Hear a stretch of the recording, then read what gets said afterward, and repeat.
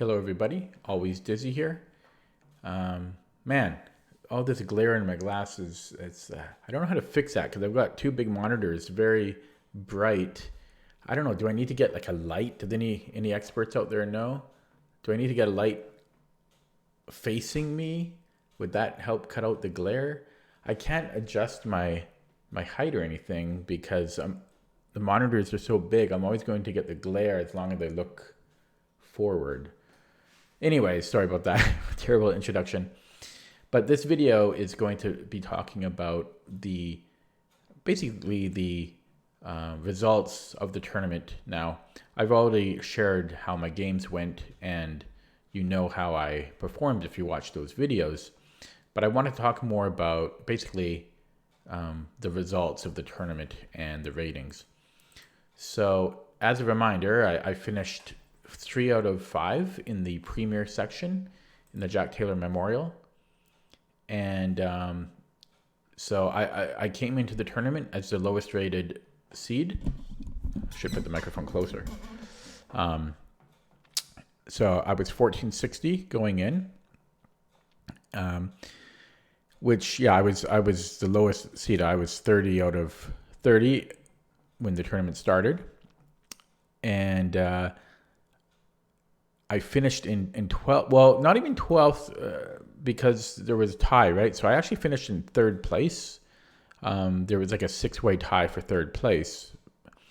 But yeah, I did quite well. This is the National Master here. This is the National Master down here with 2 points. You can't, in a 5-round tournament, you can't read too much into this. As you might in a longer round tournament. But again, I'm just very happy with my performance. So I won a little bit of prize money. I actually tied for first in the under 1800 for the under 1800 class prize.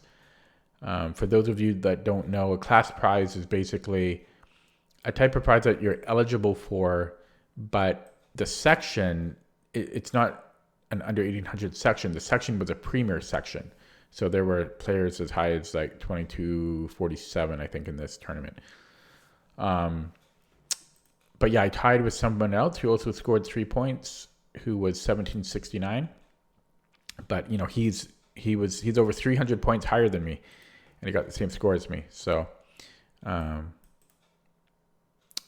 yeah, so I split the prize money with him. Otherwise, I would have had 225, I think, which is not terrible. Helps pay for the hotel a little bit.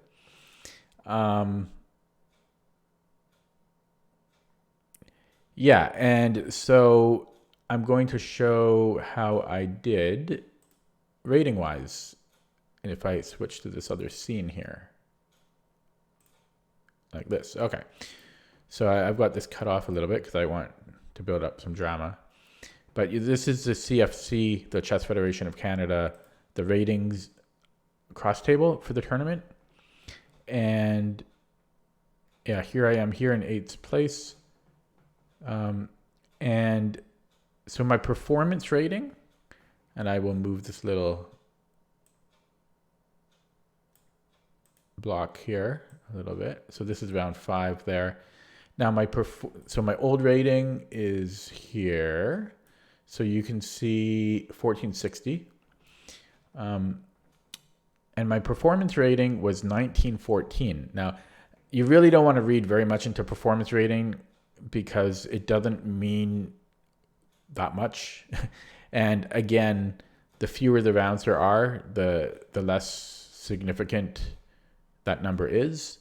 If this was like a 10-round tournament, then the performance rating is a lot more, I don't know if accurate is the right word, but it has more meaning in a way. But regardless, 1914, like almost 500 points higher than my current rating is very good. So I'm very happy about that.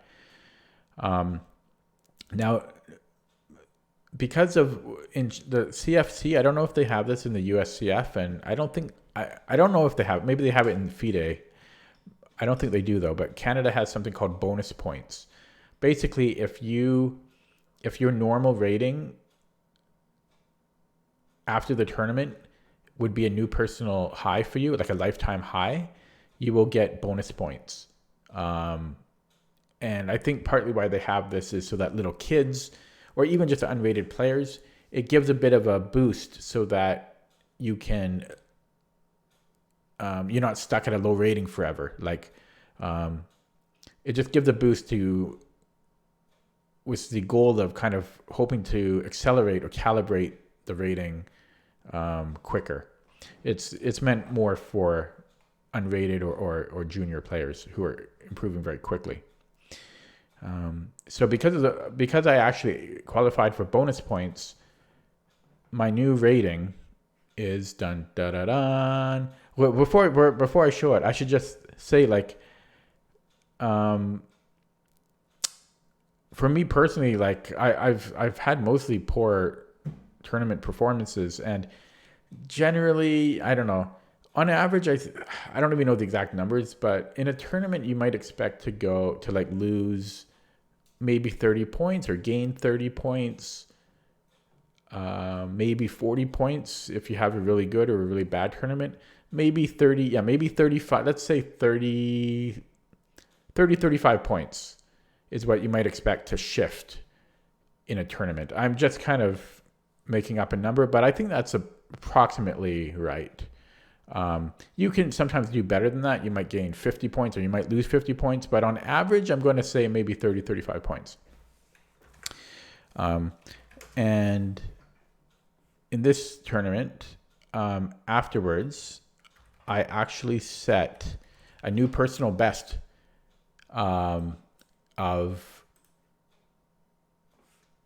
sorry, I'm trying to move this. 1 second. Move this here. So my new rating is 1624, which is absolutely amazing to me. I gained 164 points in this tournament, and it was only 5 rounds. But because I beat an 1800 rated player in the first round, and then a 1750 rated player in round 4, and then a 1700 rated player in round 5, and because my rating was so low to begin with, I got bonus points.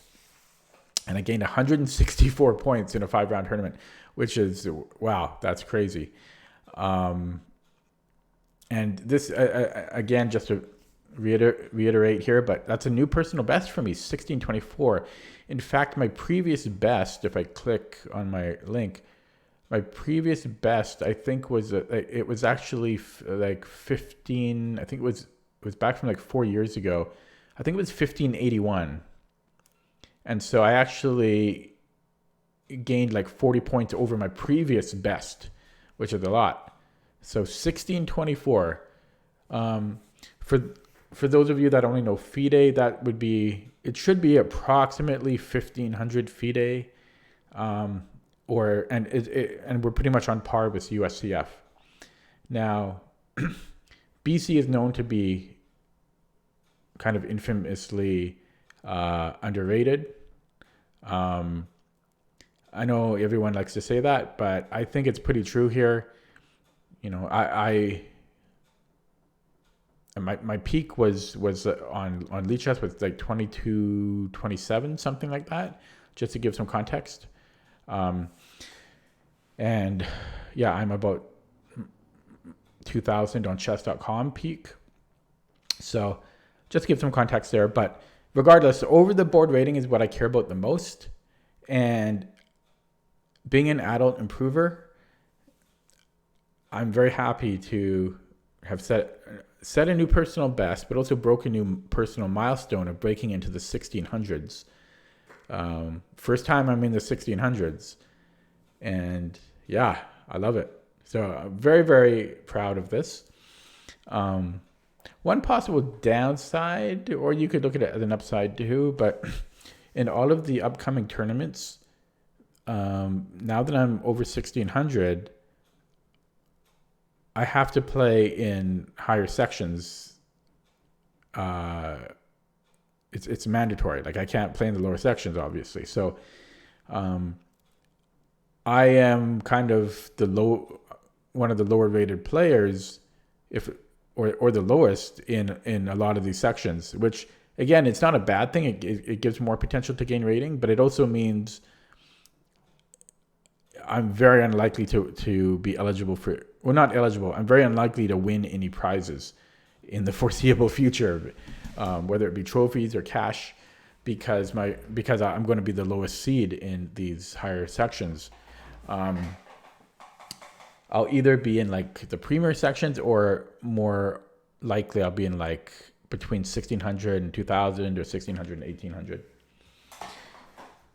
Anyways, I don't want to talk too much about rating, but for me, this is a really big achievement. I don't want to say milestone because it's not really a milestone, but it's a really big achievement for me. Setting a new personal best, like as an adult improver, setting a new personal best over the board is not easy. And the fact that it's an all-time high just makes me very, very happy, and I'm very proud. So I guess the question now is, can I beat this? Will this be my lifetime high? Is this my lifetime achievement of 1624? Or can I get that even higher? It's not easy. 1600 is, in my opinion, it's a respectable rating over the board. Like I'm proud of it. But can I increase that even higher? Ooh, I don't know. I would like to, and I'm going to try to. So that's all this video is about. Yeah, thanks for watching.